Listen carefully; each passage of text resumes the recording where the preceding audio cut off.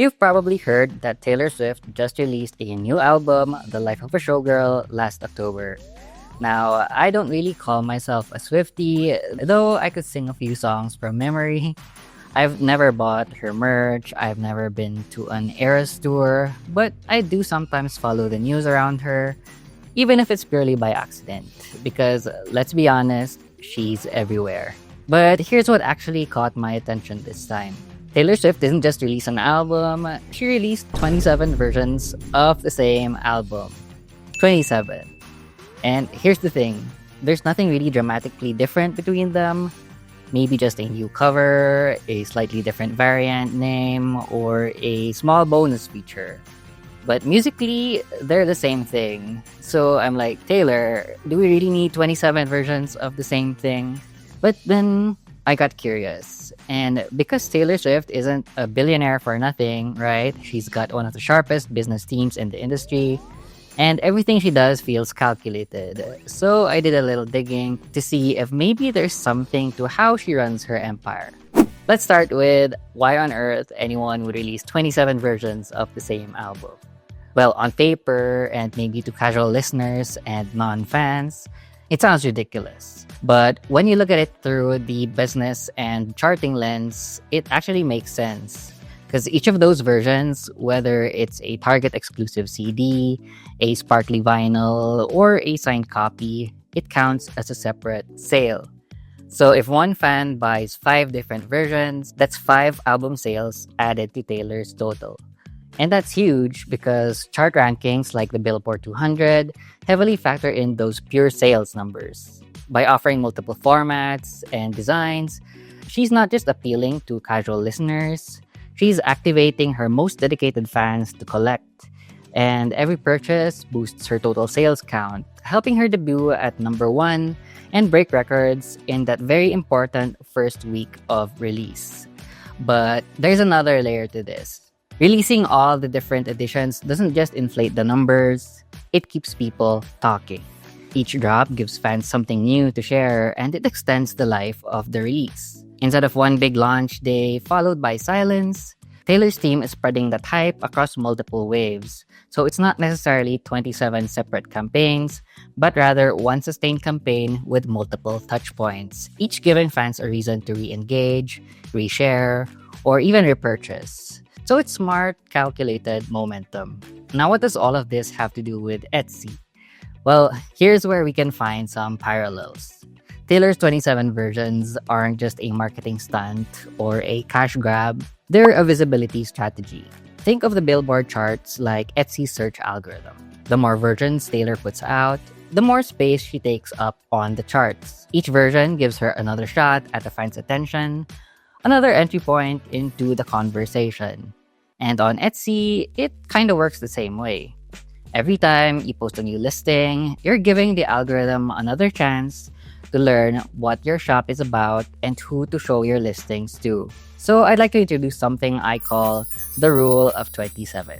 When you're testing a new niche, style, or product line, don't just stop after 1 or 2 listings, or even 5 listings. Go all in and create 27.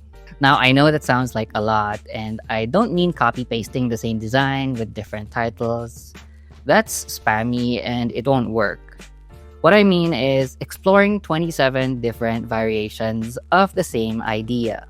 For example, you want to try the pet niche. Now, pets is a very broad category, so instead of doing 27 random listings, you have to go specific. Maybe you could focus on different dog breeds, cat breeds, or even niche pets like iguanas, canaries, or hedgehogs.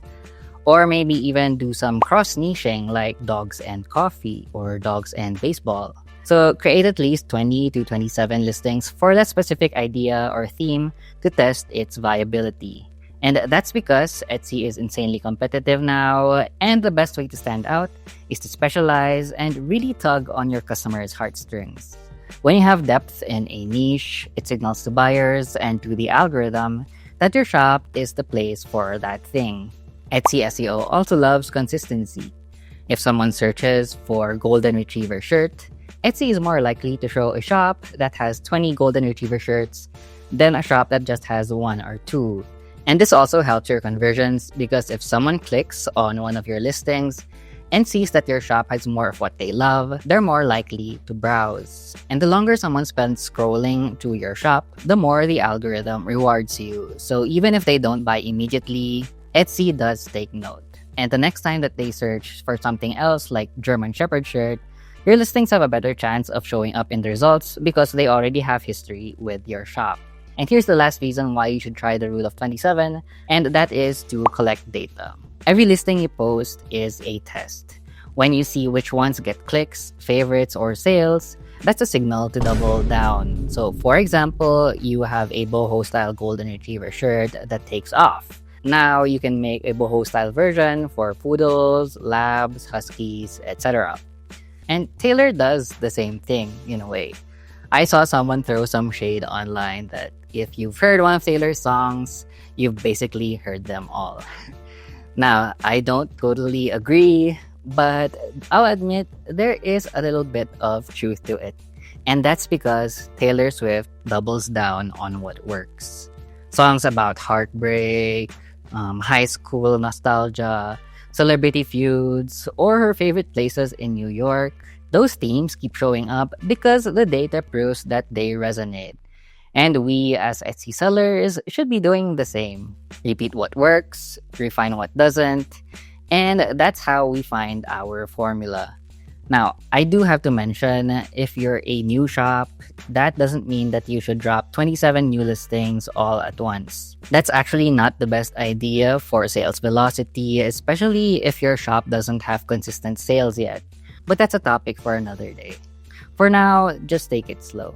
Upload one listing a day, and that way, you're training Etsy's algorithm to see your shop as active and reliable without overwhelming yourself in the process. So instead of banking on one perfect product, treat your shop the way Taylor treats an album release. Each new listing teaches you something new about your audience, what they love, what they scroll past, and what makes them click that add to cart button.